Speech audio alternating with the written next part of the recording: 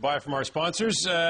Speaking of money being thrown around, the first big fish has landed in free agency in Ottawa. That's Sergei Gonchar, defenseman who was trying to work out a deal with the Pittsburgh Penguins, wanted to stay in Pittsburgh, but Brian Murray swoops in free agency and signed Sergei Gonchar 3 years at $5.5 million per.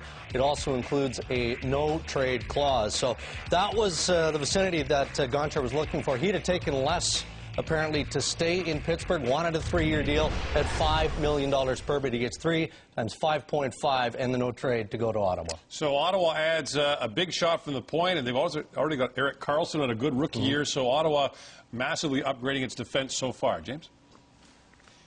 All right, thank you very much, gentlemen. Let's bring in the boys, Darren Pang, Keith Jones, and Pierre Maguire. Gonchar, right fit for Ottawa at this time? Power play was 22nd in the league last year, so that's one of the places he upgrades in big time. Their penalty kill was really good under Greg Carvel. Greg Carvel had that penalty kill 8th in the league. Gonchar really helps the power play. Those 22nd, plus he alleviates a lot of the stress that was on Erik Karlsson. Too much money? Too much money? You would have to think the third year would probably have been the breaking point for the Pittsburgh Penguins. Ottawa has the ability, the flexibility to do that with the cap, and you know, it's a tremendous signing. Sergei Gonchar's numbers speak for themselves. It's a phenomenal defenseman that can add so much. Erik Karlsson's career will take another step forward with a guy like Sergei Gonchar there to play with him.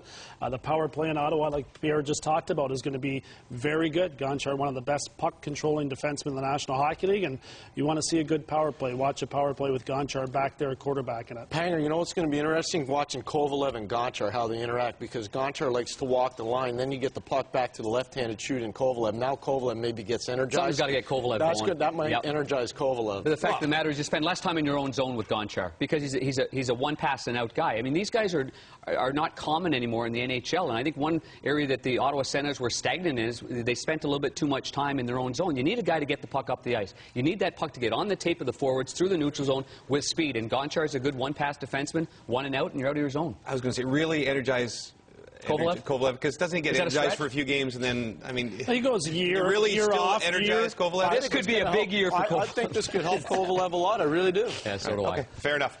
All right, as I say, we'll be going across the country throughout the day, folks, and let's start in Ottawa, where the first major signing has happened.